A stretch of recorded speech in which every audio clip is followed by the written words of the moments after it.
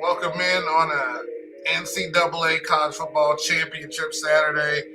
A lot going on. Last day of the year. Yo, let's go.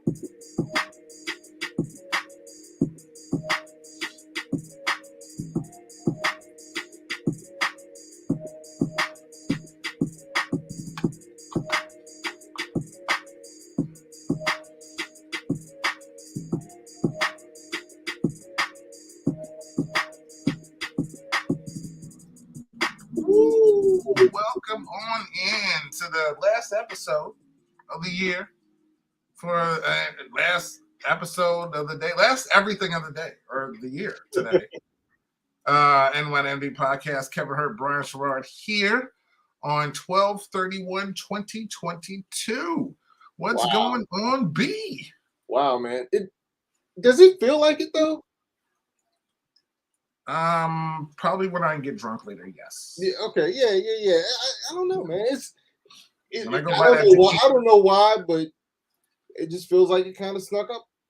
No, it did, because Christmas week I felt like flew. Yes.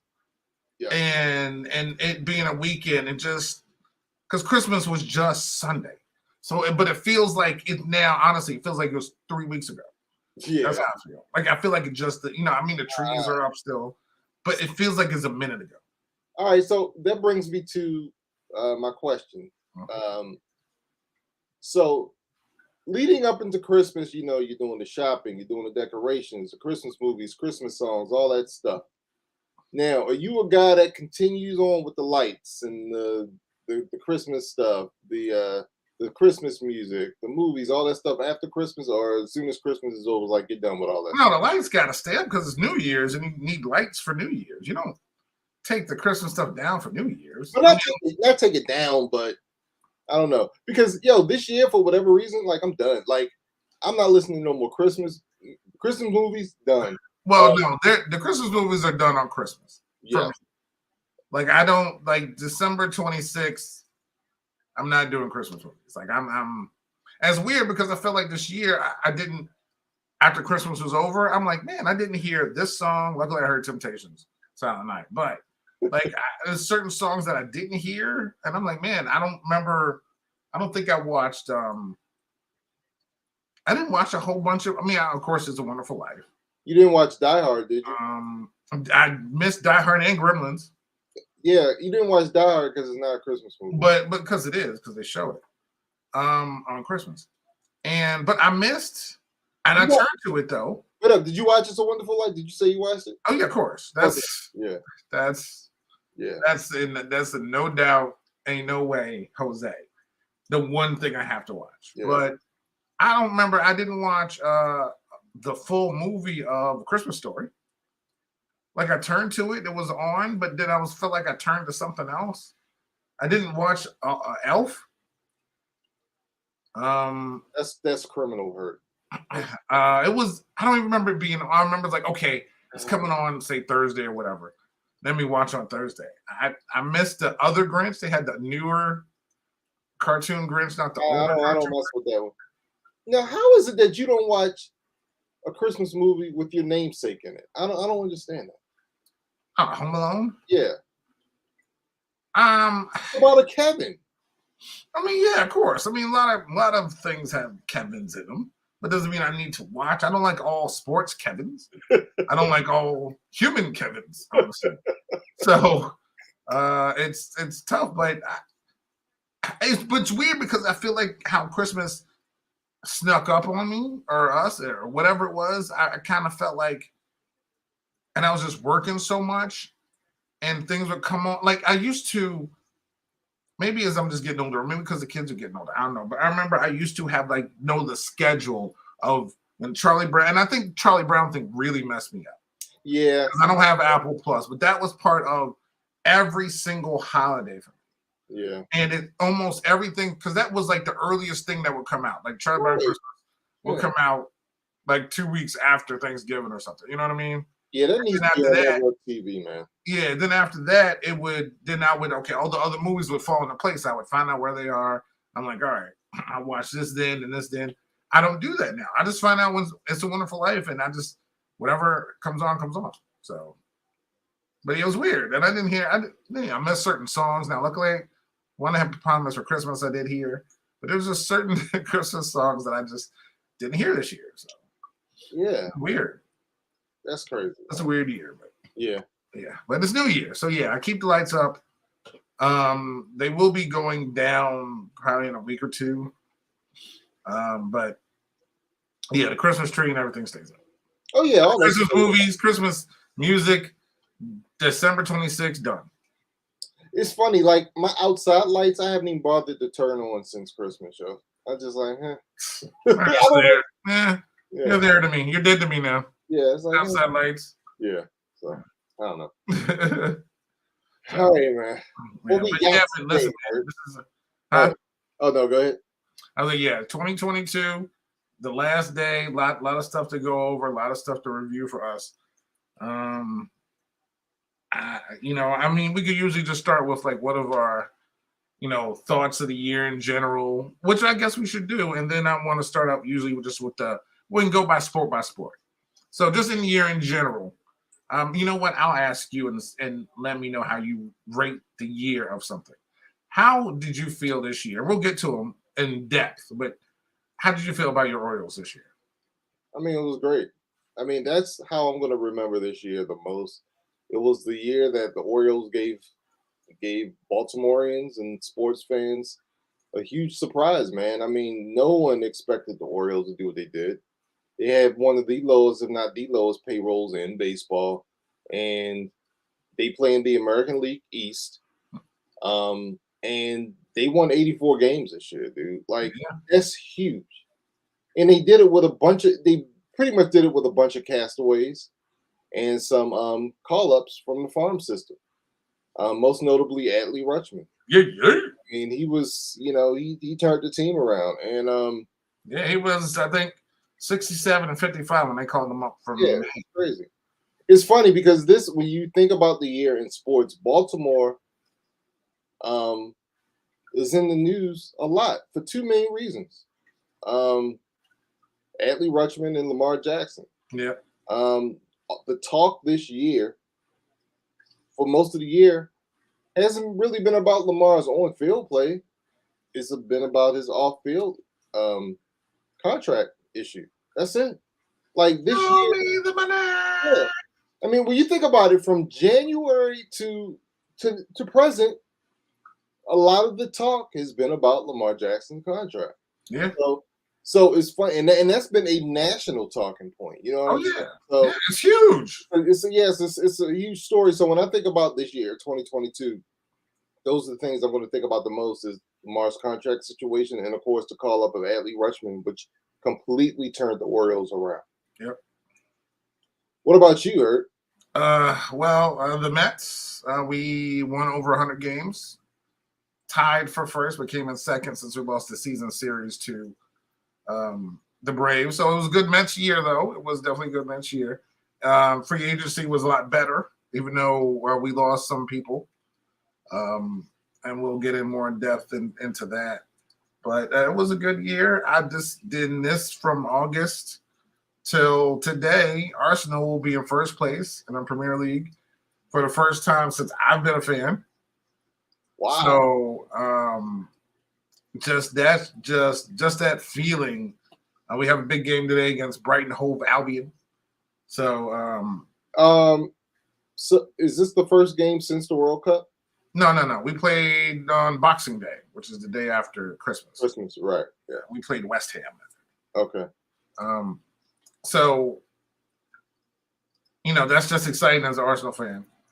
Having your team in first place at the end of the first part of many games left to play, but just being at the top of the table is just always exciting. So yeah, I mean that's basically how my year in World Cup happened this year. As big of a soccer fan as I am, as you know, that's always huge. We had Winter Olympics. We had a whole bunch of stuff this year, and we're going to get into it. So first, I want to get into the NBA, the National Basketball Association.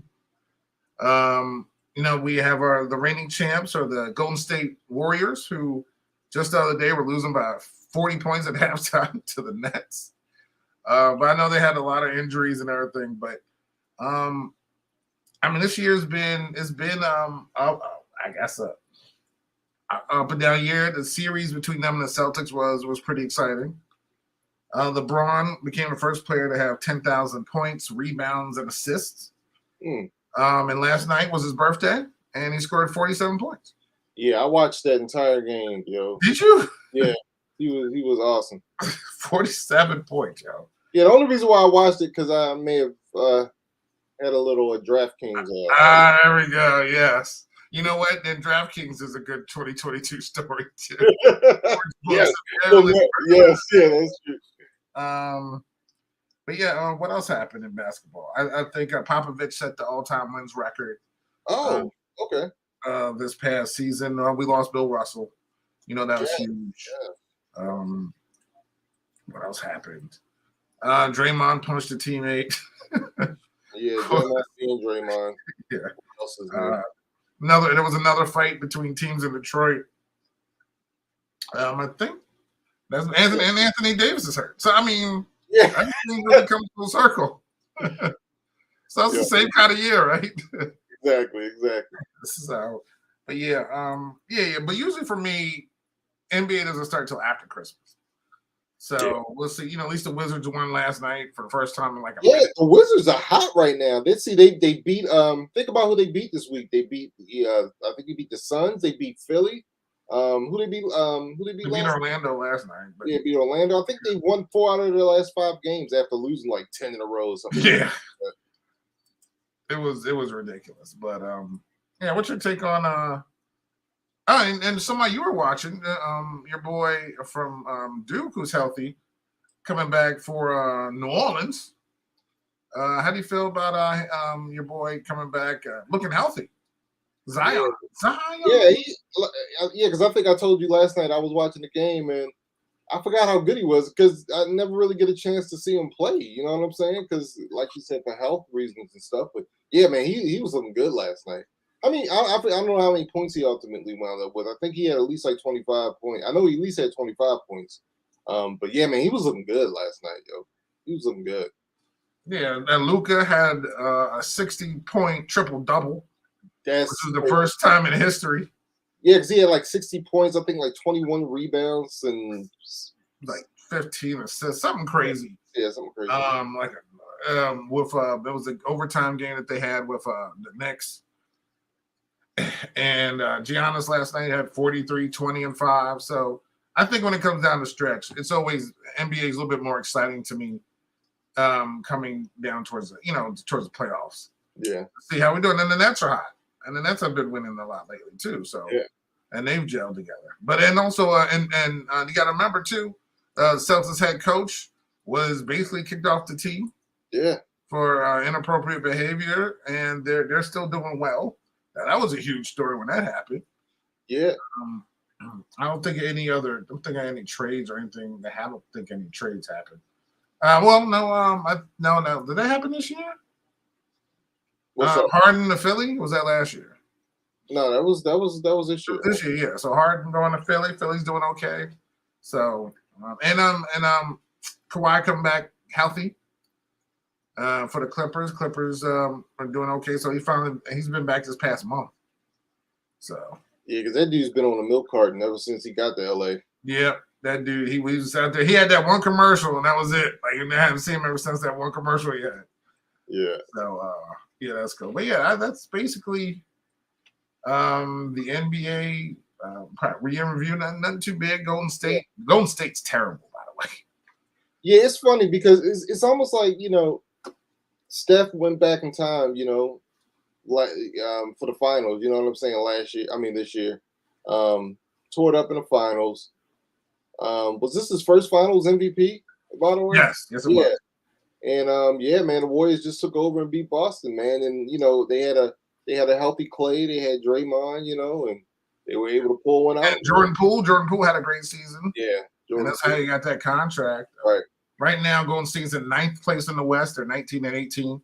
There are 5 games. By the way, 1 through 10 separated by 5.5 games out there in the West. So that's how tight the West is. But the number 1 team is New Orleans Pelicans right now. Yeah. So and John Morant and the thing I love rivalries. You know that Memphis and Golden State don't like each other, and I want to see that playoff series happen.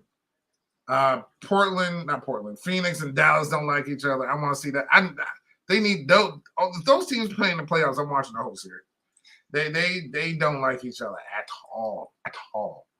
So I can't wait for that. Over in the East, the Celtics are still number 1, 26-10. Best record actually in basketball. The Knicks are the number 8 seed. I know everybody wants to know about that at 18-18 right now. So they're on pace. They're actually doing well. They started losing 5 in a row, so kind of held them back a little bit. But yeah, so the East is the East, and Milwaukee, Brooklyn, still doing well in Philadelphia. Okay, we'll see how that goes. So that's the year. Hopefully, I don't think LeBron is making it this year, unfortunately, again, because that team, again, no shooting. He can't do it by himself. Yeah. So we'll see. The other big story we talked about this year, and I know is near and dear to your heart. And I know I was like, when I bring this up, I didn't want to like certain things trigger people, and I don't know you're not saying I'm more emotional than you usually. Well, I cry more, put it that way. You may get angrier faster, but I cry more. But I know this is something that you care deeply about, and don't you dare. What? If you're about to say what I think you're going to say, but anyway, go ahead. Yeah. So Live Golf. Oh, happened. I thought you. So Coach K retired.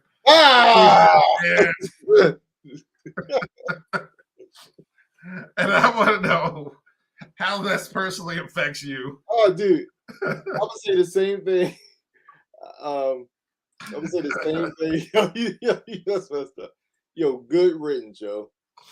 Oh my gosh. Good riddance. That's all. 2 words. Thank goodness.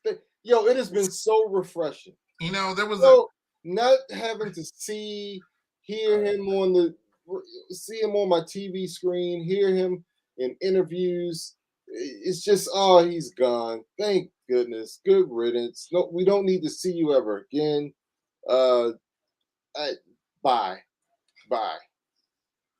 So I'm not one to quote a Yankee, but I'll quote I forgot his name, but the guy who calls the home runs.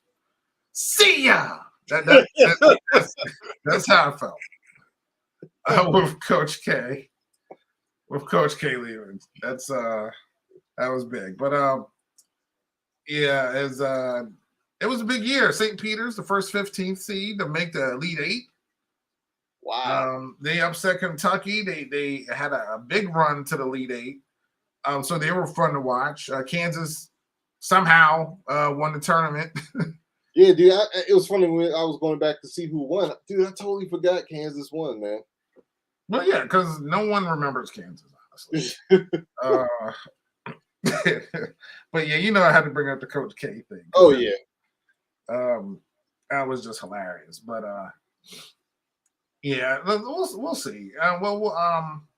Again, basketball is something that in March really piques my interest more. Excuse me, going into it. So we'll see how it goes. But Coach K is gone. I don't even know how Duke's doing, to be honest with you, because I haven't really heard about him. Which Yeah, is a good thing. who cares? Exactly. Now, I will say this. Locally, this was a big thing that happened this year for the the Maryland basketball program. Maryland hired a new head coach. We had Mark Turgeon. He was the only coach that had been at Maryland since Gary Williams retired. And Wow, was it here that long? Yeah, I think he was here for like 10 years. Yeah. Okay. So now we're under the leadership of Kevin Willard, who came from Seton Hall, I believe. So I think the Terps are off to a 9-3 or a 10-3 start. They had some disappointing losses to UCLA. Man, they got 10-3. 10-3. Yeah, they got trounced by UCLA at home. That was pretty embarrassing. But they're off to a good start. We'll see how it goes. But yeah, we have a new coach this year, man. So that's something that hasn't happened. Look, Maryland has had 3 head coaches in like the past 30 years, 35. Yeah, they're like the Pittsburgh Steelers of basketball. Yeah, man. So besides Dukes and stuff like that. Yeah. So that was also something that's significant. Something significant that happened this year. So good. That's cool. Might as well just go right over to the women's tournament. The lady Gamecocks of South Carolina, with one of the reasons I got into women's basketball is Dawn Staley as coach. Won their national title, their second national title. Her as head coach, they beat yes, I know I'm going to sound biased, a depleted UConn team. Well, I didn't even think, as much as I love UConn, our biggest star, Paige Beckers, was not there. But to even make that run was just crazy. But South Carolina, no matter how good UConn was going to be the better team. That team was a juggernaut, and they deserved a national championship. And they're running again strong this year. So, and I think this year, it's going to be a little bit more wide open. Your Terps, Lady Terps, are doing well. Paige Beckers are best players out for the season with an ACL. Our second best player is out for injury. Hopefully, she'll come back in the next couple of weeks. But it's pretty good, and hopefully it's just another good year for the ladies. And I can't wait to watch some more ladies basketball. So, which makes me go to the WNBA, and can't forget the Aces of Las Vegas winning the championship there. Who also their best player on the team, Asia, is a former South Carolina Gamecock. So South Carolina's winning, almost everything recently. So good luck for them. Sue Bird retired from the WNBA. One of the all-time greats, of course, one of the great WNBA players, one of the great college players. Of course, she's a UConn Husky. So she actually retired this year. And Brittany Griner. Brittany Griner was in Russia for a long time and went through a lot. Trumped up, found guilty of some stuff, and we recently just got her back. Yeah. So it's just been crazy year of just women's basketball and stuff. Yeah. So, but I'm glad she's back and she's back home and she's safe. Yeah. That whole thing was ridiculous, very political, but it's what it is, I guess. And speaking of political, let's go to Liv. So earlier this year, Greg Norman was just talking about something that I didn't even know what he was talking about, because no one really cares what Greg Norman is talking about in the first place. But then all of a sudden, Phil Mickelson joined him and talking about this other opportunity. He said some really stupid stuff in the media. And I was like, okay, no one cares. All right, Phil, if you feel that way, fine. But then everybody and their grandmother started going to Live Golf. We were Bryson DeChambeau and the Open Championship winner won the Open Championship like the next week, rolled out to Live. Now, this is a Saudi Arabia-backed golf tournament paying Lucci. Yeah. And I'm not talking about Susan Lucci. I'm talking about just mad dough, homie. And players were like, and players just going, players leaving. Yeah. And only the spokespeople for the PGA was just Tiger Woods and Rory McIlroy. Yeah. Everybody else is like, yo, I'm out. So here's a question: who was the Live Golf champion this year? I have no clue.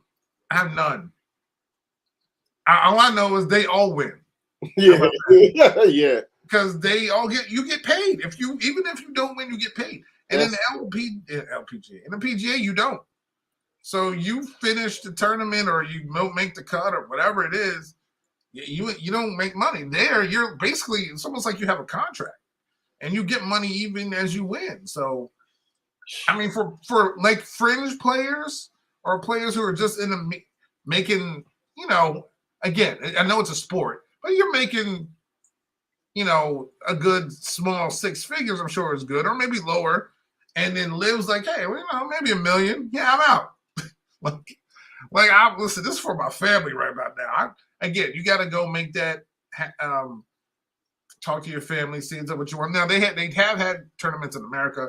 They have tournaments all over the world. So it's not like just tournaments are in the Middle East or something. Right. They have had tournaments, across the world so far. But yeah, it was huge, man. Especially Phil, because Phil and Tiger were like BFFs after years of just not liking each other, and we started really liking Phil, rooting for Phil. Right. Then he goes, he leaves, and then just dogging the PGA Tour, and it was crazy. It was a battle like all year. Yeah. And then people just rolling out, like everybody rolling out. Yeah. So it was huge name. I think didn't Dustin Johnson leave? Who was Bryson's main Koepka? I think Brooks left. Brooks Koepka. Yeah, Brooks didn't leave? I think Brooks left. I'm not sure. Shit. I think he did. But you remember, it was like every week I was thinking like a new name. Right. And I was like, damn. Yeah. I was like, what? I was like, dang, yeah. So yeah, that was a big story. And Live Golf is still here, but I know that the PGA has tried to add some things. I know Tiger was in charge of maybe thinking of some cool events to add a little bit more excitement to the event. I know Tiger was just on TV. They just teaming with with Rory against a couple of younger players in the match that they have every year. So yeah, well, I mean, we'll see what happens this year. I just hope Tiger is healthier. Yeah. And either that or his son's gonna. Matter of fact, if I was him, I'd just play and then have Charlie come in because Charlie's his twin. Yo, good Lord, Joe. Everything. Yo, he's got his swing, his demeanor, his clothes, way he wipes his nose. Yo, it's crazy. Yeah. The way he addresses the ball. Everything. Yeah. But it was just good, honestly. It was just good seeing Tiger play. Dude, I just remember him playing in the tournament. I was like, oh, Tiger's playing. Like I was like, I didn't know if he was ever going to be healthy enough to even play, yo. Yeah. Yeah. How good do you think Charlie's going to be, man? Oh, Charlie's good. Charlie, you might as well just turn Charlie pro now. Honestly, I don't know how old is he. 12? I don't know how old he is. I bet you he can beat half the golfers in the PGA. If I was Liv, I'd offer him a contract now. You know that ain't gonna happen. No, I mean, he may be too young. Probably rules against that. No, Tiger ain't having that. Yeah, oh no, Tiger would not, because Tiger got to drop him around. He can't go by himself, right? So, yeah, actually, I don't think I want Tiger driving ever, honestly, except for just a golf ball. But yeah, I don't know. I don't know. But yeah, I think he's gonna be good though. I think he's gonna be good. Yeah. So yeah, that's always exciting. Always exciting to see. Speaking of, we were just speaking of like legends like Tiger. Tennis, a legend retired on the men's side. Roger Federer is have retired from active competitive tennis playing, and it's funny because I wasn't a Federer guy. And I think you grew up basically, and during this era, we saw three of the greatest tennis players ever. and I never really took that for granted. But I know I was never a Nadal guy. So when he faced Federer, I would go for Federer. But I was a Djokovic guy until he's actually a Djokovic. So I really kind of turned my back on Djokovic. But I was a Joker guy. So when Joker was coming, because it was just Nadal and Federer. It's like every tournament was Nadal and Federer. And like Andy Murray would come in and win a tournament here and there. But it was just Nadal and Federer. So until Djokovic came, Federer, one of the greatest all-time players, just sportsmen in general. And so we're going to miss seeing him play. And maybe Serena. We saw at the U.S. Open, all these rumors and everything. Look, I might even get emotional. Don't be changing your background in the middle of the show. It's all these rumors and everything. Out of every person I have ever watched, this individual, I've never been more invested in anything that anyone has ever done more than Serena. And as you know, even if, like, as much as I love LeBron was never my favorite basketball player all time. T-Mac, for some reason, was always my favorite, like, to watch. Like, I love T-Mac. I love T-Mac. I'm messing with you. Yeah. But Serena was just the day Serena started till if she doesn't start anymore, Serena was always numero uno. Like, I love Serena so much that I couldn't stand Venus. So this doesn't make sense, but that's how I looked at it. Must see TV, man. Yeah, and what are your thoughts? Yeah, man, love Serena, man. Like Serena, Venus and Serena, mostly Serena. It's the reason why I even watch tennis. You know what I mean? I would, just like Tiger's the reason why I watch golf. They were the reasons. They were the reasons why. Like I said, mostly Serena were the reasons why I watch tennis, man. It's just, man, just had so much fun watching her, man. And she, we, like you said, we've got to witness so many great athletes, man. In our lives, yo. Yeah, dude. But it was just so cool being able to watch Serena play for her entire career, man. Think about the people we've seen. We're 46. Right. Think about the people we've seen in our lives. The Gretzky's, the Jordans, the Brons, the Shaqs, the Kobe's, the Pedro Martinez's, the Randy Johnsons, the Ricky Hendersons. Yeah. I can't. I said Pedro Martinez probably already. Yeah, you said. It's Roger Federer's, Nadal's. The Steffi Grafs, the Lionel Messi's, the Cristiano Ronaldo's. Yeah, Sampras, Agassi, Yeah. It's crazy, like the athletes we've seen their whole careers. You know what I'm saying? So, it's just the Tom Brady's. Yeah, Brady. The Joe Montanas. The Barry Sanders. Barry Sanders, Yeah. Bo Jackson. Dion. Yeah. Who, to me, and it's funny because I tell Nathan this all the time. To me, Bo Jackson is the best athlete I've ever seen play. Period. He's the best. No, I've never seen a greater athlete than Bo Jackson. I just haven't. So I don't think that's really debatable because not only did he do things, he did things at an all-star level in two sports. Two sports, show. And at an all-star level where it's not even a debate that he was an all-star or he was made an all-star because he earned both because that's how good he was in both. Yeah. Like, that dude was no joke. I love Dion. Right. Yeah, I love Dion. But Dion was nowhere near as good of a baseball player than Bo Jackson. Yeah. Bo was no joke. Now, I know there's stars who would have the potential to play in two sports, like guys who grew up playing basketball in college that became basically tight ends, in the NFL or something. You know what I mean? Tony Gonzalez's and people like that. But there weren't, the Julius Peppers. But no one played both like. Well, I think of one and what he could have been, if he.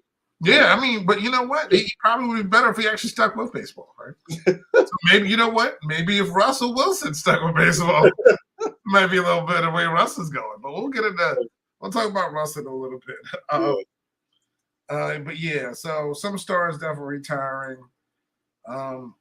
Let's get into soccer. World Cup. Man, it just happened. What a month, because it went by so quick. What a month. You were even watching games. You're sitting here watching Morocco play. Yeah. Senegal. You're watching all France. Yeah, I was every France game I could get a hold. I could try to see every Mbappe. Yeah. That's how you know this was good. If I'm up here watching stuff, and I'm the type of person where when it comes to sports, I have to have a rooting interest, right? I have to. Otherwise, to me, it's not. What's the point? Yeah, that's just me. So for me, A, to be watching soccer, and B, to be watching games that the U.S. aren't even in. Yeah, right. I had to really been enjoying it. You know what I'm saying? And I really was. And like I said, what drew me in was just the level of play. That's what drew me in. The high level of play drew me. I wanted to see high level soccer. I barely knew what I was watching, but I wanted to see high level soccer. Yeah, that's what got me into the Premier League. Like, you can watch MLS, and MLS is good, but ain't nothing in the world like the Premier League. So that's what got me. So I totally understand that. Argentina and Lionel Messi, his first ever World Cup. I think it's Argentina's third, I believe, as a country. He is considered the GOAT of soccer currently, even though we did lose the GOAT this past week in Pele, who we just lost at the age of 82, who was greatly and widely considered the greatest of all time. He was a 3-time World Cup winner with Brazil. So yeah, we just recently lost him. So it's been a grinding road. Ronaldo just signed a contract to play in Saudi Arabia after leaving Manchester United because a rift with the coach and playing time. So what league? What league is that? No one cares. Really, it's the Saudi Arabia league. Okay. Yeah, it's not a league that, you know what I mean. It's just he's getting paid $200 million a year. Okay. Yeah. But it's an irrelevant league. It's a league where you go to make money and not win anything. Okay, well, like you said, it's irrelevant. That's pretty much right. But he's such a big star, and even for this year in Portugal in the World Cup, he started on the bench for a couple of matches, and they didn't really need him. Portugal's got a good team anyway. So, but Lionel Messi winning that World Cup was just a big step. So that was exciting. Because the end of the year for World Tournament, we started the year with the Winter Olympics. And I gotta be honest with you, Hurt. I totally forgot about the Winter Olympics. Yeah. And honestly, I don't think was there anything really memorable from it? Because Erin Jackson became the first Black woman to win an individual gold medal during the Winter Olympics. What sport? In speed skating. Okay. And Elena Myers Taylor, who's a bobsledder, become the all-time winningest Black person in the Winter Olympics with 5 gold medals. Wow. So, okay. So yeah, I think actually just all-time Winter Olympics, no matter what color. That's crazy, yo, because I don't remember anything from the Winter Olympics. I totally forgot that it was even a sheet. Well, if we didn't win curling, obviously it was a down. It was a down year for us. Which we did. Oh, okay. So, yeah. So if we did, honestly, it would have been the first thing I brought up. Okay. But since we struggled this year, the men's and women's, where we weren't even close, there was no need to mention that. So I mentioned the 2 highlights that I remembered, and and that's about it, honestly. For We didn't do well in figure skating this year. I do know that much. yeah, I'm not a figure skating person. Oh, really? Oh. I mean, I was back in the day with like Sonia Bonali from France and Kerrigan's and no Tara Lipinski and no, I mean, it's boring to me. Really? I'm not a figure skating person. I'm not. Interesting. Okay. Yeah, I'm Debbie Thomas though. I definitely follow Debbie Thomas. Okay. That's it. She's my favorite figure skater. All right, where we got now? I think we hit a lot of places. Let's talk about. Well, we didn't mention who won in hockey. We got to mention the Colorado Avalanche winning the Stanley Cup over Tampa Bay, and which was huge. Avs have a pretty young team. Was that their first Stanley Cup? You mean their franchise? Yes. That was like their third. Oh, because they had Joe Sakic. They had was that goalie? The goalie who came from Martin? No, not Martin Brodeur. Oh, the goalkeeper. He came from. Oh, I know. I can see his. Is it not Ray Bork? Oh my God. They had a goaltender who played for either Montreal or Toronto, who came to the Avalanche and won a Stanley Cup. I cannot remember his name. I can see his face. Okay. Anyway, but they no, this is like their third Stanley Cup because they used to win the Stanley Cup back when they had feuds with Detroit, when Detroit had like Yzerman and Mike Vernon, and they would get in fights. They hated each other. Those were the good days of hockey. Man, I miss that. That was back when I was playing fantasy hockey. That's so good. Yeah, so good. Shout out to the Avs for that. And of course, we got to mention Mr. 800. Yeah, now over 800 now, but Mr. 800 Ovi, who's now the second all-time leading goal getter in the NHL history. Wow!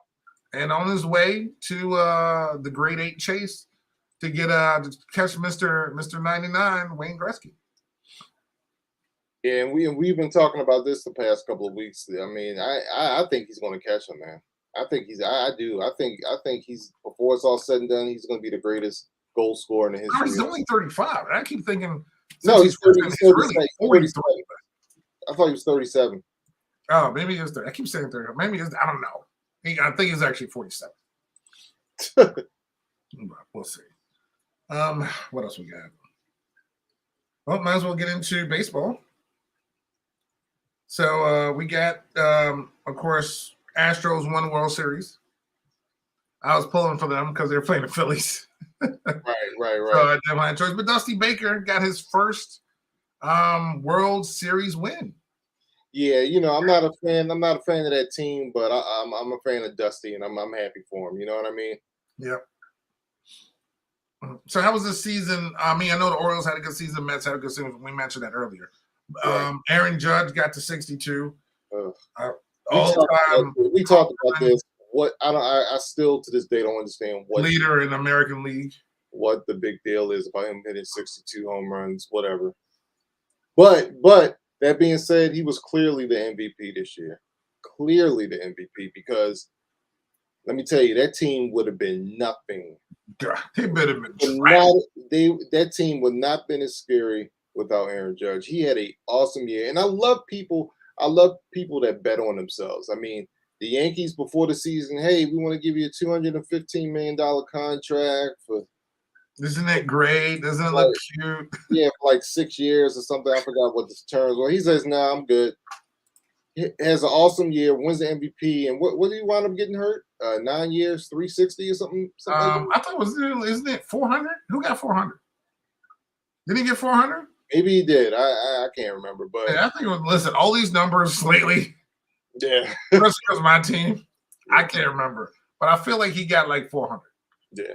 And I like Aaron Judge. I hate the Yankees, but I actually like Aaron Judge.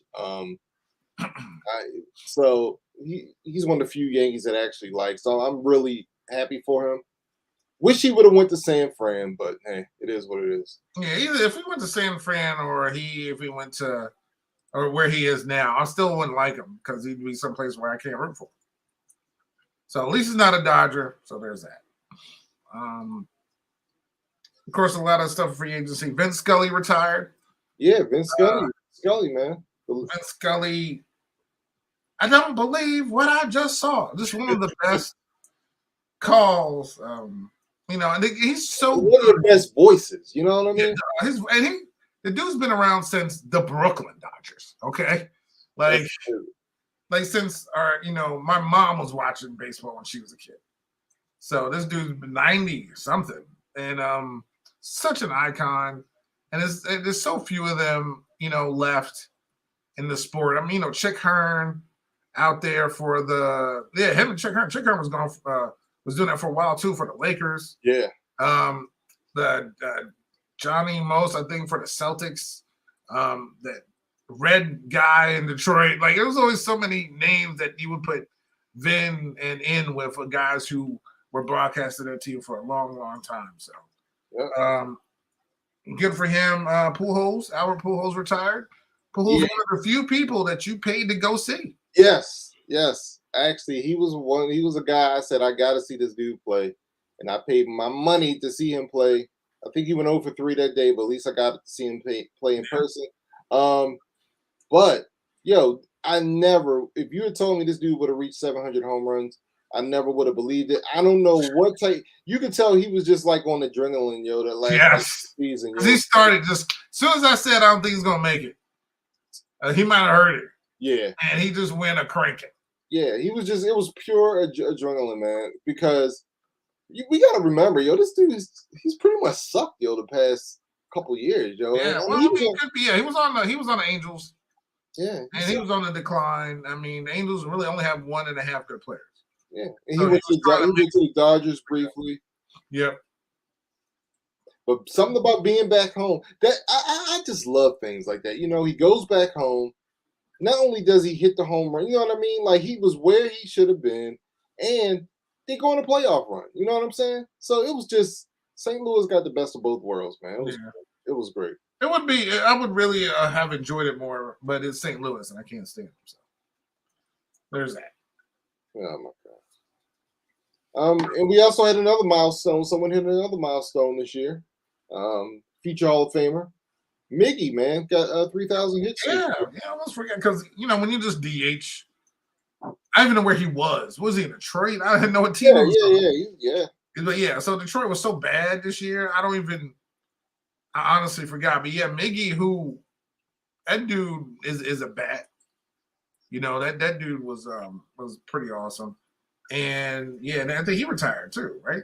I'm pretty sure. I don't know. But 3,000 is huge. It's huge. And we talk about bad sports contracts all the time. This was a sports contract that actually the Detroit really got bang for that buck on this one. I mean, he did nothing but produce while he was in Detroit, man. Yeah. He's going to go down as one of the greatest right-hand hitters of all time, man. He's good. Definitely. Really good, man. Definitely. And your boy Poppy got into the Hall of Fame. Yeah, was he the first DH to get into the Hall of Fame? Hopefully the last one, yes. How do you feel about that? I hate if you don't own a glove, you shouldn't be in there. But, I mean, again, it's now, guess what? DH is everywhere. So there's nothing I can do or say about it. I can't sit here. Don't get me wrong. I know how tough it is to go out there and hit. But to go out and hit and then put on a glove and go field every day too, and maybe because too was unfair because one league had it, another league didn't. And so I always not despise the American League, but I just always thought it was, trash that the Harold Baines of the world, they couldn't even play in the National League. The guy in Seattle who was probably the biggest guy who I always talk about. Who you say should be in the Hall of Fame? Edgar Martinez. Yeah, Edgar Martinez. These guys could only play in one league because they couldn't field. And it just irked me. But now we're in the age where it's a universal DH. If you deserve to get in, you deserve to get in. If they vote you in, you deserve to get in. I'm not arguing. Here's the thing, right? I don't have a problem with DHs getting into the Hall of Fame only because it's a position. It's kind of like kickers in the NFL. Kickers should get into the Hall of Fame. Specialists should get into the Hall of Fame. That's not. They have a hard time now. Yeah, right. My issue is this dude was a cheater, and everybody forgets it. This dude showed up on the Mitchell Report, and everybody forgets it. It's like for whatever reason, we wanna just forget that Big Poppy was on this report and cheated. I don't get it. I don't get it. But whatever. Well, did they find like was he? He I know was he was on, on a report, but was he? Was everybody on the report guilty? Like it's been a minute. I'm just asking. he was on the report. I'm saying, but was everybody on the report found to be guilty of it? Um, Like, were they caught? so the people in the Mitchell Report, and it's like you said, it's been a while, but the way it worked was it was. See, I really don't want to talk about it because Okay. it's been a minute, but from what I remember, it was supposed to be a thing where they took anonymous samples and all this stuff, but it turned out that it really wasn't as anonymous as they said it was going to be, and he was one of the dudes that showed up. Okay. Was Piazza? Was he on that one? I don't recall him being on that report. Okay. I know he was on something because somebody say he had back acne, and I still till this day that irks me. Well, we all know Piazza cheated, but I mean it's Oh, okay. Stop it. Stop it. I know where you live.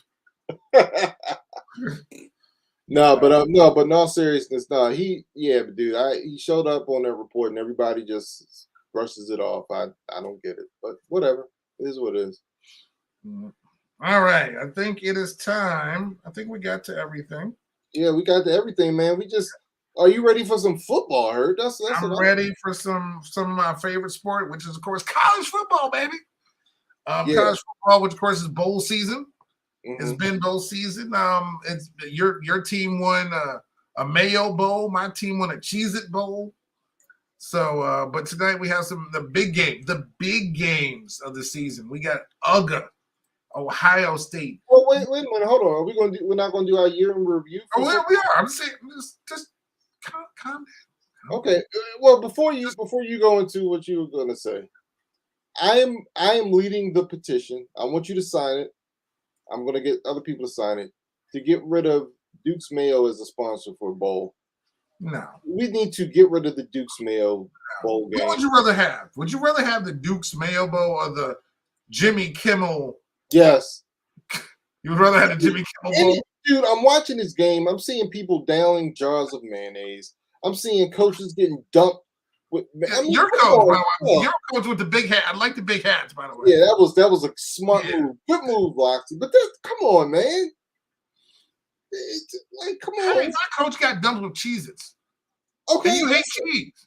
I know, but that's a lot. At least that's a solid food. It's a solid, yes. It's a solid. Mayonnaise is one of the most disgusting edible things on this planet.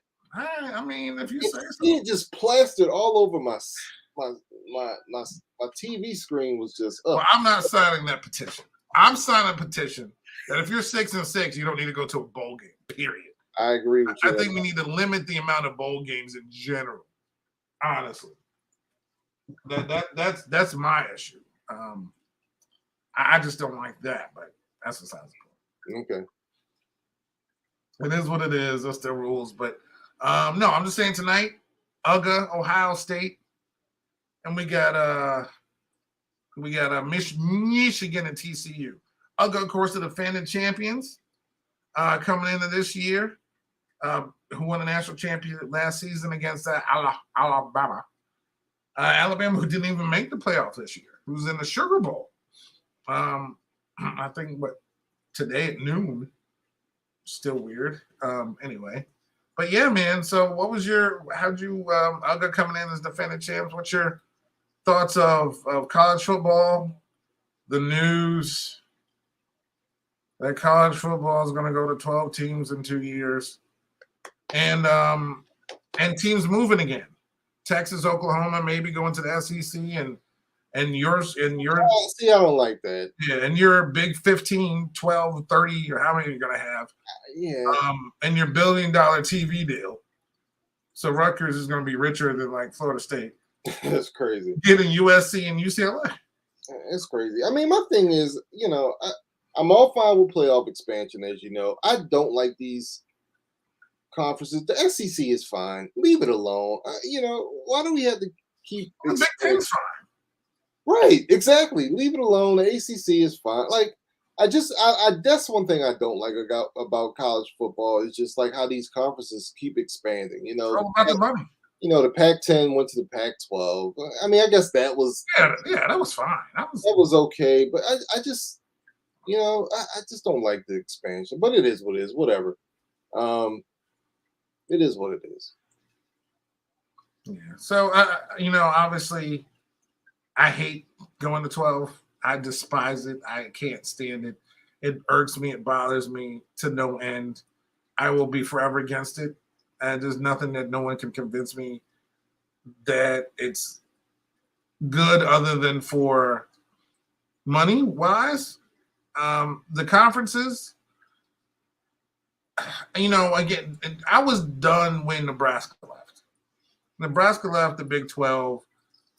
And that rivalry against, the rivalries with Colorado, the rivalries with Oklahoma, that was to me, that was huge. Now Nebraska just feels like they don't, like when you think of the Big Ten, I never think of Nebraska. I could name you, I know they got 17 teams there. I could name you 16 before I get to Nebraska. Now, hiring Matt Rule as a head coach, formerly of Carolina Panthers, formerly of the Baylor Bears, who built that program back up, formerly of Temple, and he built that program up. He's a good college coach, so they may become relevant in football again. But it's just, Luke Fickell going from Cincinnati to Wisconsin, building that program up again. I think the Big Ten is going to come, and the Big Ten West is going to become a little bit more relevant in football again. But I think hopefully they'll get rid of the divisions because they're so unfairly balanced. It's not even funny. But in saying all that, it's college things change, and college football is changing. I don't like everything that is changing too because schools are looking out for themselves because they don't want to get left behind. The SEC and the Big Ten financially are so far ahead of every other place that teams are just like, almost like knocking on the door, like, can we come in? Can we play? Can we play with the Big Ten, please? Can we play with the SEC? And I mean, Texas and Oklahoma, like, again, the two biggest schools in the Big 12 were just like, all right, well, can we come over there and play? Because Missouri left us, and they're doing okay. Arkansas left us. They're doing okay. We're bigger brand names. Can we come over there? And then other schools are trying to do the same thing. So it's about survival. I mean, I guess UCLA and USC leaving the Pac-12 to me is just egregious. It's just egregious.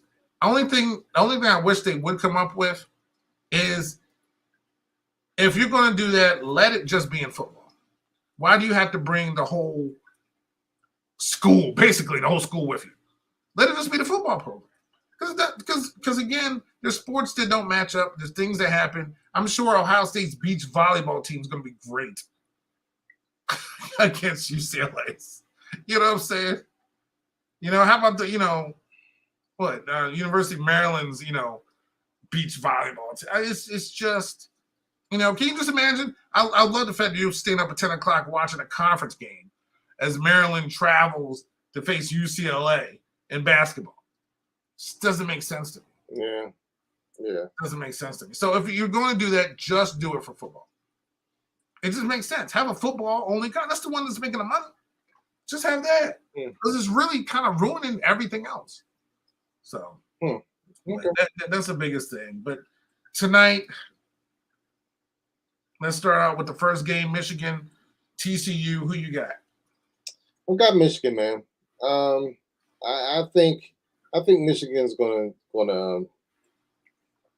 win this game. I think TCU's gonna put up a good fight though, because here's the thing. Like, I really like Michigan defensively, but Michigan is not an offensive powerhouse. You know what I mean? And their QB, he's still kind of raw. You know what I mean? Like, he's not the polished, finished college product. I don't think so. I think their offense is kind of iffy, or their offense isn't a guarantee to me. So I think TCU will put up a good fight. I think Michigan's defense will overwhelm them at times, but I still think they'll put up a good fight. I like Michigan. Michigan, after mollywopping Ohio State, going into that. Wait. I don't know if I'm going to call that. That game was close, man, until like halfway through the fourth quarter, man, when they just kind of, you know, I see. I look at that game totally different than you do. I don't think that game was a beatdown at all. That game was close until the fourth quarter, man. Michigan mollywopping Ohio State. Whatever. Then, it could be true when I know they added on the last 22 points later on in the game, but whatever. Beating Purdue. Basically almost by the same score. But that game to me was at Ohio State. They haven't won at Ohio State since 2000. Yeah. I got you. That's an excellent point. But I'm just making a point that game was fairly close until some things went Michigan's way in the last half of that fourth quarter. That's all I'm saying. That's real quick. So I'm gonna it'll take like, I don't know, 15 seconds. Okay. All right, 51-7, 56-10, 59-0. 34-27, 27-14, 31-10, 41-17, 29-7, 52-17, 34-3, 19-17. That was a year, actually. It almost sounds like a series. 45-23 and 43-22. Those are all the scores that they won by. And as you can see from what I went through, there's only 2 games that were within a touchdown. That was the Maryland game, which was the first one, and the game against Illinois. So they beaten and like trashed everybody because that defense is that good. Yeah. Again, I'm not sleeping on TCU. I feel like they have the better quarterback of the 2 teams. I just feel like Michigan is poised to get to that national championship. Yeah, absolutely. That's all. I just feel like they're ready to take that step. You can't beat Ohio State. You can't beat the Big Ten champs and lose this game. You can't. Not if you're Michigan, you can't. So, speaking of Ohio State, they come on at the 8 p.m. game tonight. Ohio State facing the defending national championship Georgia Bulldogs. I forgot. I forgot to do the tickets. Hold on a second. The ticket prices, because these ticket prices a little bit different than the NFL. Yeah, well, we got $500. Yeah. Not too bad. Tickets for the TCU Michigan game as low as $253. Okay. All right. So Ohio State, and that's of course the Verbo Fiesta Bowl. And for the Chick-fil-A Peach Bowl, we got Ohio State. Who you got? My brother's convinced that Ohio State's going to win this game. It's hard to go back to back in college. Well, tell that to Nick Saban and your boy out in Clemson. But I don't know if they went back to back though. I feel like they did they went back to back though. Back to back championship. I don't know. But I still like Georgia's the best team in the country. I can't pick against them. You know what I mean? But it is Ohio State. CJ Stroud, he's a good young QB. But I'm just gonna pick the favorites, man. I'm picking the favorites. Georgia, Michigan. Here we go. I think Ohio State, of course, besides that one loss, which they only have one loss, I think they got a good team. Their wide receivers are elite. Those guys, Marvin Harrison Jr. is like Marvin Harrison Sr. out there. And that dude catches everything. This is gonna be I think it's gonna be a close game. But I think Georgia ain't here to play around. And I think they're going to win, and I think it's going to be Michigan, Georgia for the national championship. So okay. And who do you take? Well, I guess that's not Monday. We'll do that next week. Okay. All right. Do that next week. But we have, of course, the Sugar Bowl. Like I said, we have Alabama, Kansas State. You think Alabama's going to recover? Or you think they might be a little bit sleepy on the wheel today? No, that's a Nick Saban coach team. They're not going to be sleepy, man. They're going to kill Kansas State. No, okay. I don't think they're going to kill Kansas State because Kansas State's good. I mean, they are the big, Big 12 champions. So it's going to be a close game. But I think Alabama's going to pull it off. I think it's going to be close. All right. Now we had that. Tomorrow, real quick, of course, my favorite bowl of all times, the Granddaddy of them all. On Monday, January 2nd, we have the I got to go there one year. That's, again, a bucket list thing. Okay. Penn State, Utah in the Rose Bowl, 5 p.m. Who you got? Taking Utah. I'm taking Utah. Utah's good. Yeah. Utah's really good. Tell USC that. USC at least made the Cotton Bowl this year. They'll be at the Cotton Bowl on Monday as well against Tulane. So that's going to be a fun game to watch. I can't wait to have those in the background while I'm working, which is going to be awesome. But, Utah's good. I think they're out there to prove something as well. Yeah. Penn State, I'm rooting for Penn State because I like the coach. I can care less about the team, but that's still going to be fun to watch. And then, of course, the national championship will be the Monday on the night. Okay. So we're finally to the NFL, man. This year started in the NFL with Antonio Brown walking off the field with a shirt off. That was this year? That was this year. Wow. How crazy has it been from that point to where we are today? Wow. Well, something happened in football that I thought I would never see. What's that? Matt Stafford won a Super Bowl. Oh, yeah. Well, yeah, because you know how much you hated Matt Stafford. Yeah, but it just goes to show you that, not that I was right, but it was an aberration. It really was. It was an aberration, and he just had his. I mean, no fault. I mean, good for St. Louis. I mean, LA. I mean, they stacked great players around him, which is what you're supposed to do. So I'm not taking anything against Matt Stafford, but last year was an aberration. So, but hey, but at the end of the day, he won a Super Bowl with. Yeah, it's like you can't. No, I'm not taking it away from him, but it sounds like you're trying to. No, I'm just not. You will never convince me that Matt Stafford is a great quarterback, great's going. Hold on, a transcendent quarterback and a Hall of Fame quarterback. I think all those things are. Well, whoever used those words, if anybody did use them, it definitely wasn't on the show. Matt Stafford has always been a good quarterback. He's a good dude quarterback. Has never been great. As in, like, Aaron Rodgers, Tom Brady. He's, transcendent is ludicrous of a word to use. Hall of Famer, there's been worse quarterbacks in the Hall of Fame, honestly. But I wouldn't. Leave Terry Bradshaw alone. Trey, in there. But I don't care. Look up Troy Aikman's numbers. But people have benefited from good teams to help him win Super Bowls. And he had a great season and a great Super Bowl. And he won. Now this year, but that whole team's been injured. Like I said, Cooper losing who did they lose? Who's their second wide receiver? Besides Cooper?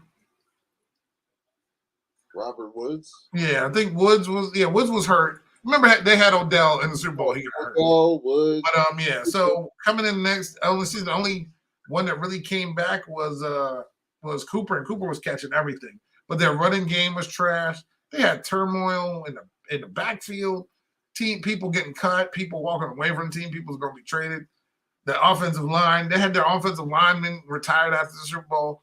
So they were in transition, but I didn't expect them to be this bad. And look at the 49ers. What about transition? They started out with a whole nother quarterback because they didn't want Jimmy. And we started off with Trey. Now they got Purdy. I mean, what is going on? The NFL's been crazy this year. From Trey to Purdy. Purdy's looking good, man. It's like a sandwich. He's looking good, man. I mean, Purdy out here being an Iowa State Cyclone, killing it. So we got that. And then Russell Wilson changed teams and left his game in Seattle. Yes. Who else? Matty Ice having a great transition to Indianapolis. Carson Wentz going to Washington. Yo, none of these QBs match But up. Carson Wentz is the only one that has a chance to redeem himself this year, at least. I hate this move. I think this is such a short-sighted move. I like your boy out there in DC, but I'm not with him on this one, man.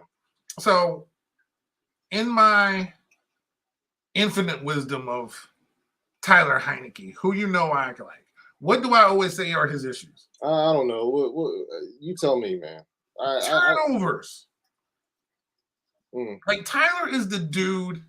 He's like the dude that's your best friend. But your best friend who'll call you 2:00 in the morning because he got in trouble. But also the dude that that has your back. Yeah. You know what I'm saying? Yeah. But he's like, dude, can you bail me out? Like, again? Dude, what happened, man? Like, dude, you just loaned me this $500. I gotta give it back to you?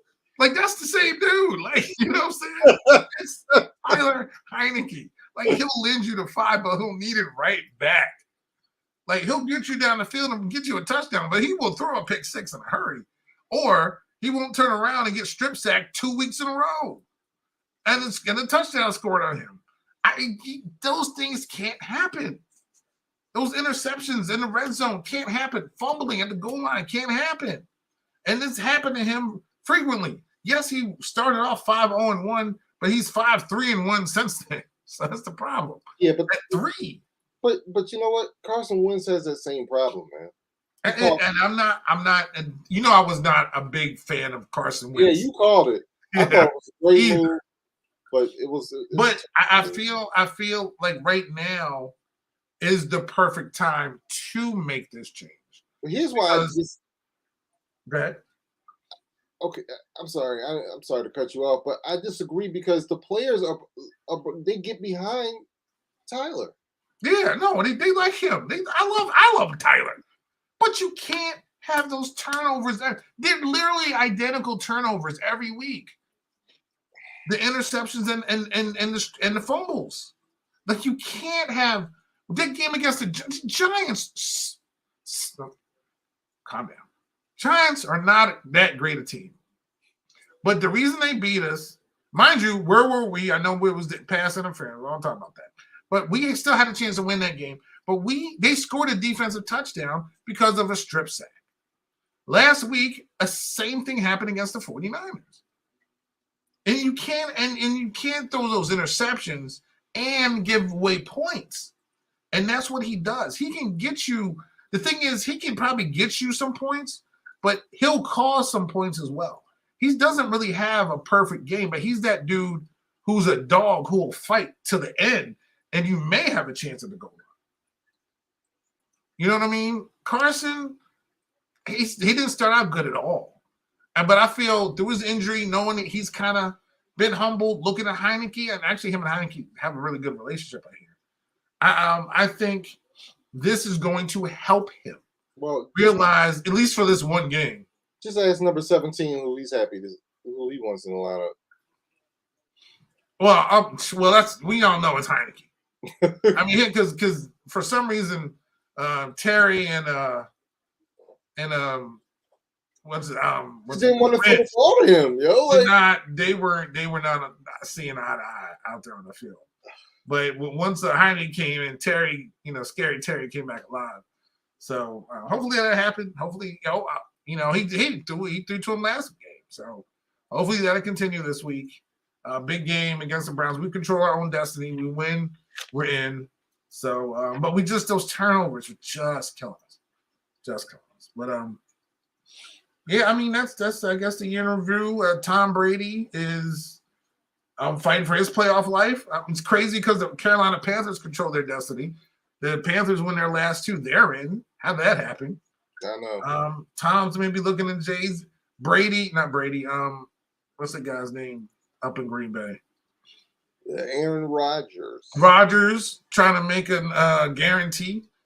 If they win their last two, they have a chance. Detroit, they play Detroit, who, if they win, remember Detroit earlier in the year? The NFC is just craziness right now. Unfortunately, we had to go to a concussion protocol regimen for this year. But it's been, your quarterback's hurt. He's been out 4 games now in a row. It's been crazy. Another quarterback came back this year who was suspended. So this has been a crazy quarterback year. It's been a crazy quarterback year. I think one of the weirdest, that people bench, people coming in, people getting hurt, people out for the season. Kyler Murray was hurt. I don't know if he's gone for the season. He's gone for the season. Yeah, he's about to have surgery. Yeah, he hurt his ACL. Justin Fields to me has looked good. In Chicago, even though they have limited resources. Geno Smith. Geno Smith looking really good up in Seattle. So, do you know he leads the NFL in completion percentage? Yeah, yes. I actually somehow, I'm not like the biggest stats person. Somehow I heard that somewhere. Dude, I was like, I would have never guessed that. Not in 2 million years. I've been like, who leads it up? Dude, obviously it's Geno Smith. I had no idea. Like, I would not do that. The Eagles are 11-2, 12-2, 14-2. Still had the best record. Dallas somehow luckily keeps winning every week. As we know, Dak had 3 turnovers on Thursday. I honestly can't wait for them to fail in the playoffs. I can't wait for them to fail in the playoffs. Gosh, what else is going on? I mean, the Jets have basically started everybody but Joe Namath. They're going back to Mike. Pittsburgh has started multiple quarterbacks. Roethlisberger retired. Jacksonville's looking good. Jacksonville can control their destiny too. If they beat Tennessee in the last week, Tennessee, they lost their quarterback, so it could be Josh Dobbs for a Tennessee quarterback. Yeah, at Tennessee, the University of Tennessee. Yeah, and Malik. The Chargers finally back in the playoffs. I'm sorry, go ahead. No, Malik's not playing. He can't throw the ball, man. That could be the issue. But that's a win-all game right there. Yeah, that's gonna be between the Jags and go Jags. I'm proud of the Jags. Kansas City luckily has their quarterback all season, so they're doing well. Buffalo's had their quarterback all season. They're doing well. The Chargers have had their quarterback all season. They've had some injuries on wide receiver, but they're back in the playoffs. The Raiders have now decided to get rid of their main offseason targets, best friend, who everybody keeps – honestly, this is a crazy thing. Everybody keeps putting a helmet of the Colts on Derek Carr. So he's going to be a Colt next year. Oh, I didn't – you know what? Because obviously the Colts need somebody besides a head coach. Because, of course, Jeff Saturday's there. That was also a head scratcher of the year. But I think Derek Carr could end up in Washington. Because why not add him to the circus? Washington's been a circus. You like that move? I don't think I like anything that they do right now. So I don't know. I don't like their jerseys. I don't like their mascots. I don't like anything that they've done. Only thing I've followed is the players on the field, honestly. I don't have a problem with the colors of their jerseys. I'm just tired of the announcements every week. Oh, it's a new color combination. And this week, of course, we unveil our mascot. Well, why? Just stop and play football. Oh, I can't wait to see this. The Commanders mascot. I'm actually looking forward to see that. Well, at least it's not an elf. Put it like that. Yeah, that elf sucks. Detroit's coming alive. Minnesota's had a good season. I still don't think they're Super Bowl contending team, but I mean they're still kind of fun to watch. They're definitely a Super Bowl contender. So there definitely are. Yeah, and the reason why is because they got that horseshoe. They got that Lucky's rabbit's foot and horseshoe, man, that they've been playing with. It's funny because last year they didn't have it. They lost a lot of close games. This year they're winning a lot of close games. So they're definitely a contender, man. They're gonna be the team that's in every game, and they might be the team this year in the NFC that just wins the close playoff game. So don't count them out, man. Okay, well, I counted them out. So I don't believe they have a quarterback I don't believe in. They have a quarterback I've never believed in. I understand that. I can't do it. Now, Philly, they need to get their quarterback healthy. Jalen Hurts is healthy. They're the best team in the NFC, period. The games that they have, whoever they match up in the playoffs with, all those games are going to be tight. I just want Dallas to fail spectacularly. Yes, I second that. So, and then, of course, now I've also been accused by Dan of making you hate Dallas. Oh, wait a minute. You don't make me do anything. Thank you. My opinions and feelings are influenced by you. Thank you. I'm my own person. Not anything. You're your own man. But you know who did this to you, though? You know who did it to me. Dallas did it to you. No, it's not even. Well, the NFL? No, the media did it to me. No, yeah, the media. Yes, that'll work. That's why I can't stand Dallas, because they're always a story. They're always a story for no freaking reason. And the reason why I hate Dallas so much is because they get shoved down my throat each and every year. Why? They've done nothing since their last Super Bowl. Nothing. But each and every year they get shoved down my throat. That's why I hate Dallas. And they're going to the Super Bowl every week. Every year they get shoved down my throat. Every week. Go on any of the shows. Just why they're a story every year. They're a story every week during the football season when they should be. This season, I will say, this season is the one season where you could make a legitimate case for Dallas, right? They have a great defense. You know what I'm saying? Cooper Rush came in and held down the fort until while Dak was out. To me, if you want to make a case for Dallas, this is the season to do it. But before this season, they were always the story, and they're always the story. And that's why I hate them. That's why I cannot stand. It has nothing to do with you. You don't. I'm innocent in all this. I don't develop my opinions or feelings based on how you feel. Nobody's no one should. No one's going to influence me as to how I feel. Yeah. The media has done. I hate Dallas because of the media, and that's it. And they're the only team that gets this sort of treatment. They're the only team where they are always the story, whether they're winning or losing. And it's like, and the thing is, like, when they're winning, it's worse because everything gets overblown. Yeah. They could be sucking it up. They could be 8-8, right? Or the season's halfway over. They're 4-4, but they're a dark horse for the Super Bowl. What have you seen? What it's, dude? I could go on and on about it.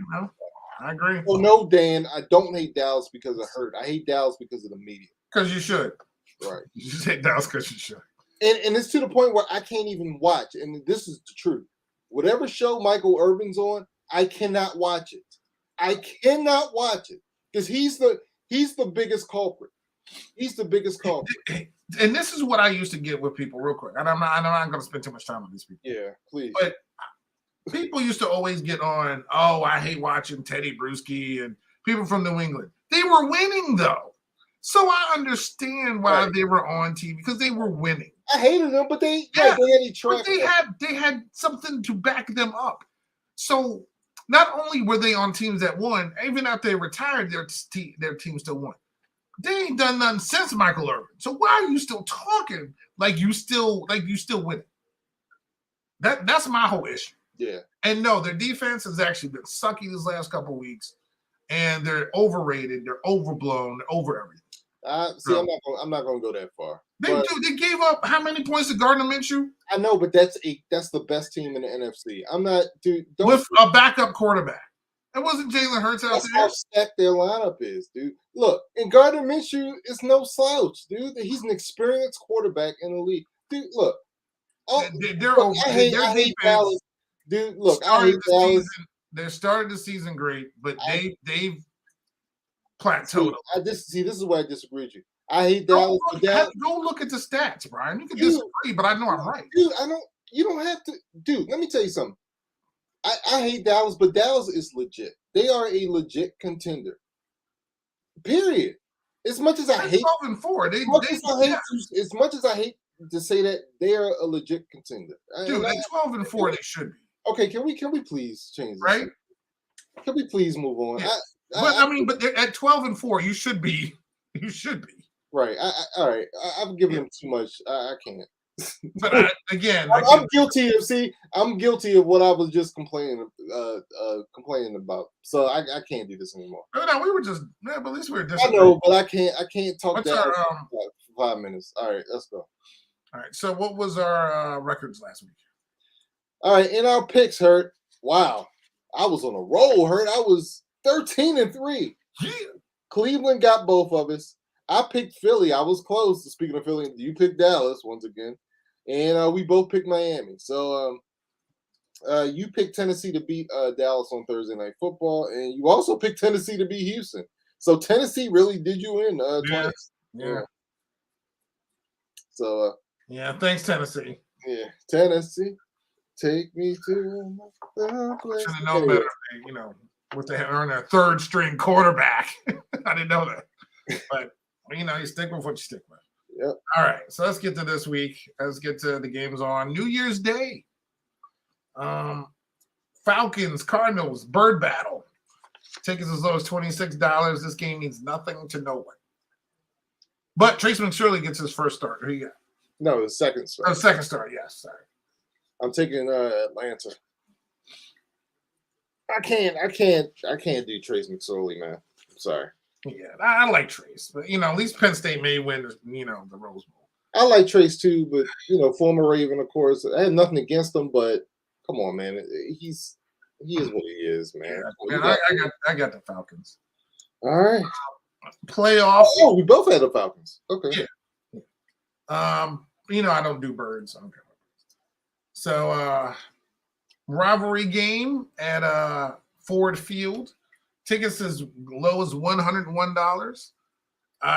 Lions fighting for their playoff lives, facing Da Bears at home. What you got? I think the Lions going to bounce back this week. I'm going to take Detroit. Yeah, they looked ugly last week. Against Carolina. And you picked Carolina in that game. Yeah, I called that one. I told you that one didn't smell right to me. Yeah, and Detroit ain't there home cooking. They're 4-4 at home. The Bears are 1-6 away. I think the Lions got this one, but they could falter. But the Bears have just not been healthy for the most part of the season. Lions have a lot to play for. I'm picking the Lions. Okay. This game is at Arrowhead, 41 degrees, the first game of a temperature. Tickets as low as 146. We got the Chiefs at home against the Broncos.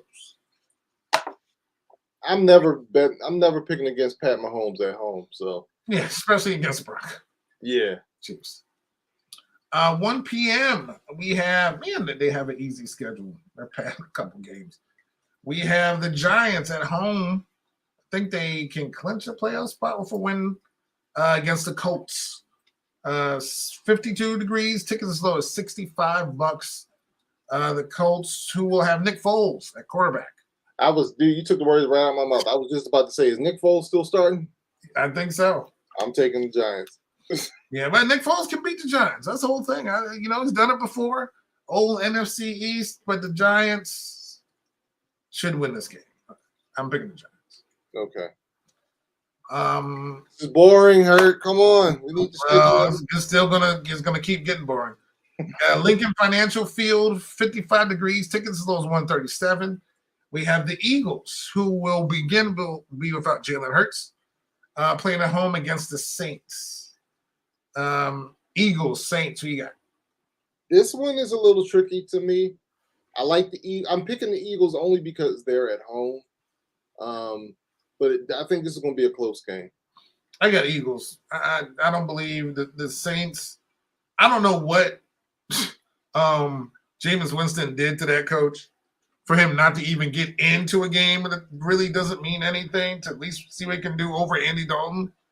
But if TCU wins tonight, I say the Saints win tomorrow. But might be a horn frog thing. But I'm picking Eagles. Hey man, the Saints beat Cleveland in the snow a couple weeks ago, so you never know, man. Because they're Cleveland. Exactly. 1 p.m. Temperature 77 degrees. Tickets as low as 104. The Bucks hosting the Panthers. The Panthers, who control their destiny at 6-9, 7-8. Bucks they're 4-4 at home. I don't. Who you got? Wow. Oh, I was going to say Carolina, but North Carolina. But the Bucks are at home. That change. Oh, I got to think about this one. You know what? I'm still going to take Carolina. Yeah. Listen. Yeah. Carolina has seemed to turn some kind of page I didn't know they even had to turn somewhere. And they've been sticking it to teams these past couple weeks. But I know the year started off with Antonio Brown for shirt off. Tom's been through a lot this year. He really has. Kids, custody, all the divorces, all types of craziness. They have to win this game. I'm picking Tampa. It's going to be close. Probably come down to a field goal, but Tampa. I pick Tampa to win this game. Okay. Carolina's fairy tale has to end soon. Okay. All right, 1 p.m. at NRG Stadium. Tickets as low as $18. The 7-8 trying to get to the playoff Jaguars are at the Texans. Who you got?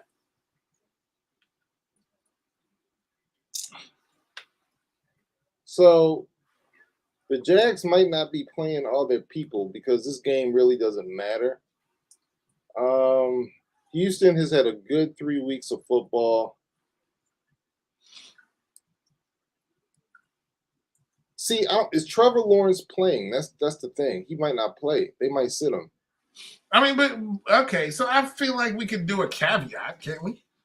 No, I don't want to do a caveat. Okay. I mean, because I feel like you said, I wouldn't have picked Tennessee to win if I knew Josh Dobbs was playing. Right. Gotcha. So, all right. Well, I'm gonna go Jacksonville.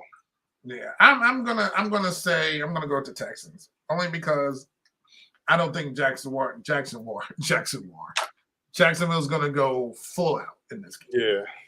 I really think that last game, that last game at home is the one that they're playing for because that's the one for the division to get into the playoffs. Right. So this one, you just don't want to get banged up. You want to go in healthy. So I'm just gonna pick the Texans. 405 tickets as low as what? Good God. Tickets as low as $359 in Allegiant Stadium. 49ers are on the road against the new look Raiders. Who you got? 49ers or Raiders? I mean, this is an easy one for me, man. Jarrett Stidham versus that San Fran defense. I know they're at home, but I'm taking San Fran now. I'm just surprised tickets are that much, but I'm taking San Francisco.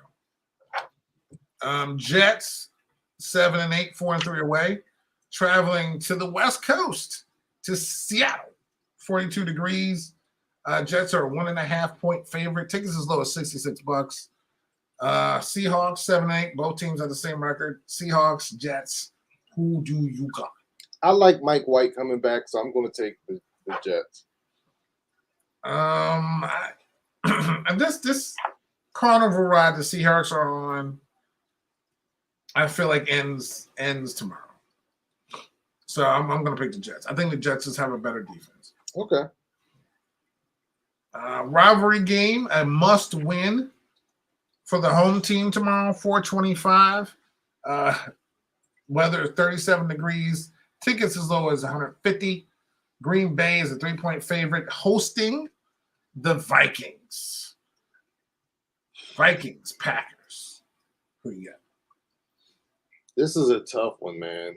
But I'm picking the Packers. yeah, I was gonna say I think I gotta pick Green Bay because it's a must win, and whenever you back your boy up against the wall, he performs. So I'm gonna pick, and I don't like Kirk Cousins out in the cold, so I'm gonna take Green Bay.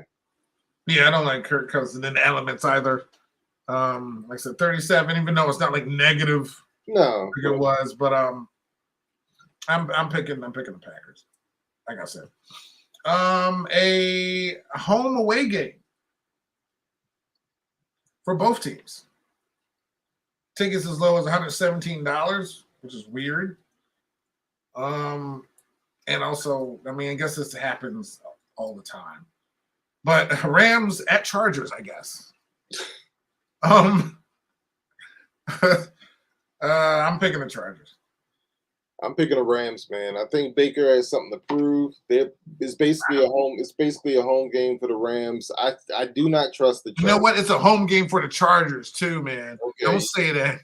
Okay, we'll see about that. I don't trust the Chargers. They're too Dr. Jekyll and Mr. Hyde to me. So Yeah, they're in the playoffs now. yeah, they had the playoffs locked up. Yeah, but I think they want to go in with some momentum. Yeah. But yeah, Baker does have something to prove. He definitely does. And they're neighbors, literally, or actually they're in the same house. They're housemates. So yeah, but I'm just picking the Chargers. All right. Let's see. All right, let's go back to the 1 p.m. game down in Landover. 57 degrees. Tickets as low as $36. Carson Wentz coming back to quarterback the Washington football team against the Browns. Washington, Cleveland. Who you got? Dude, this one I really don't know. If Tyler was in there, I'm picking the Commanders. I gotta go Cleveland, man. I don't like Wentz. I'm going Cleveland. Yeah, I don't like Wentz either. The other quarterback on the other team has not looked good either. The one thing they do have is that they always got that running game. Nick Chubb is there. The one good bright spot we had against that game against 49ers is that Young is back. And he was out there terrorizing. And I think he will help win this game for them. I think the defense will stick up. The only other thing that hurts the team, and I'm still picking Washington, is that Robinson's out for this game. So it's just going to be I can't remember his name. The other running back is just going to be solely on his shoulders. But I don't. The Browns are up and down. Up and down. I don't like them. I just and Washington has beaten teams lesser than. So I think Washington's going to Okay. win. So let's go to 8:20. Are you headed to this game on Sunday night? I mean, you're off the next day. I would go, but see how much them tickets are? What are they? Tickets as low as $85. Oh, they have gone down a little bit. Okay. Well, yeah. To me, I just think it's where you sit at. That's why it's $85. 54 degrees. No, I checked the other day and it was like 150. So okay. Well, as low as 85, 54 degrees, night game, 8:20 NBC. I will go first. Steelers and Ravens. Again, no Lamar playing. A rivalry game. I don't know who's quarterback of the Steelers. I don't know if Kenny's back or not. Yeah, Kenny Pickett's. Kenny Pickett's back. And this is so funny because I swear these games have just been weird. Mike Tomlin has never had a losing season as head coach of the Pittsburgh Steelers. Losing this game will give him a losing record. So they're going to win. I'm picking the Steelers. The Steelers are not mathematically eliminated. Like you said, they're playing for a playoff spot. They're playing for a winning record for Mike Tomlin. this, even though nobody wants to talk about it, this is one of the greatest rivalries in football because all the games every year, no matter how good the teams are, no matter who's the quarterback, always seem to come down by a touchdown or less, but by 3 points or less. It's amazing. I mean, the first game, I think the Ravens won 16-14, I believe. And I think we're going to get another game like that. Wasn't that the score in the Maryland bowl game? Oh, maybe it was. Yeah, it was like, it was close. It was like 16-12, something crazy. Yeah. So but if you look throughout the years, it's crazy how like the games come down to 3 points or less. It's amazing. So I was at first I was on the Steelers, and something tells me that they're not losing this game. But for whatever reason, even without Lamar, I got a funny feeling they may pull this one out. I'm going against my gut this time. I'm going to pick Baltimore, but wow, yeah, that's shocking, folks. Yeah. All right. Yeah. Monday night, big game. 49 degrees, tickets as low as $200. The Bills go on the road to Paycor Stadium in Cincinnati, Ohio, to face the Bengals. Bengals. Could be an AFC Championship game matchup. Who you got? Cincinnati's hot right now. Buffalo needs to win to try to get this number 1 seed. But I'm taking Cincinnati at home. If they were on the road, I'd take Buffalo. But at home, prime time. I know Cincinnati's had a rough couple games. You know what I'm saying? They've had to come back, and they had to come back against the Bucks when they were down. They had a huge lead against New England last week and almost choked that away. But I don't know, man. I'm taking Cincinnati. Yep. For the number 1 seed, as Jaden just said. This game, like Buffalo, is weird because Buffalo matches up really well against Kansas City for some reason, right? And this game Buffalo's a 1.5 point favorite in this game on the road at Cincinnati. Cincinnati is 5-1 at home. Whew. Oh man, I'm gonna go with the Bengals. Oh, okay. That's tough. I'm gonna go with the Bengals. Okay, and we shouldn't have any Thursday games, right? There's no Thursday games since this is week 18. Yeah, and all the games are on Sunday. Yeah, I think the Ravens and the Bengals going to get flexed again, man. There's a lot to Sunday night. Yeah, because I think I got a feeling it's going to be a game for the division, and I think. Yeah, well, when you look at what's the current Sunday night game? They don't have one. Everything's to be determined. Yeah, I think the Ravens getting flexed. Yeah, I would put that one, or I would. It depends on Tennessee, Jacksonville. Yeah, that would kind of be blah. But yeah, I mean, it would have a reason to be there. Yeah. I was gonna say Jets, Dolphins. Yeah. You have a chance for. I don't see that. Let me see who else. That's basically who Giants play. Who the Giants, Eagles, and of course Washington, Dallas. So. Yeah, you know what? They might wind up flexing that one. Nah, I hope not. But then again, I do remember the time they it was last game of the season, Sunday night for the division. One RG3 and one slightly smaller Kevin M. Hurt was there in 30-degree weather with his hot chocolates trying to keep warm. As Washington beat Dallas, eliminated them from the playoffs, and won the division. So there's that. So we'll see. But next week's going to be huge, and it's going to be fun. So we'll see. Yeah. But man, all right. So last thing before we get out of here, it's got to be our super extended year in review going on. What's your New Year's resolutions for your team or whatever teams or whatever you want? I've been saying it all year. I'm going to say it again. my New Year's resolution for both the Orioles and the Ravens. What am I going to say, Hurt? Show me the money. Spend some freaking money. Show me the money. Orioles, spend some money on free agents, please. Ravens, please spend money and secure your generational talented quarterback. Please. Please. That's all I'm asking. My New Year's resolution, I have two of them. Okay. One of my team has spent a lot of money. Yes. and we'll see. We'll spend more. I think Carlos Correa contract will be okay. Arsenal, I mean, just keep fighting. Just keep fighting. And a new owner. That's it. A new owner. A new owner for who? Oh, yes. For Washington. Yes.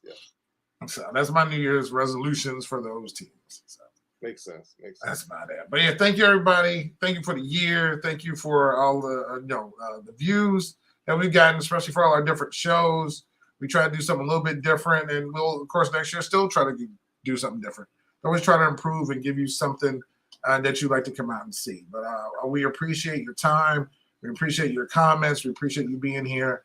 Happy New Year, everybody. Just please be safe. You know it's crazy out there. If you're not going out, stay in. If you go out, just try to get back early. Have a designated driver. There are plenty of Ubers out there for people to get.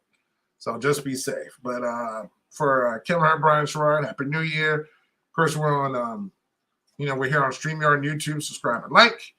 Facebook, IG, Twitter, maybe on TikTok soon because I kind of don't like Twitter at all. And, of course, we're at Google Podcasts, iHeartRadio, Spotify. Wherever you find podcasts, you will find us, the NY2MB podcast. Have a safe New Year, everyone. We will see you in 2023. Peace out and Happy New Year, everybody.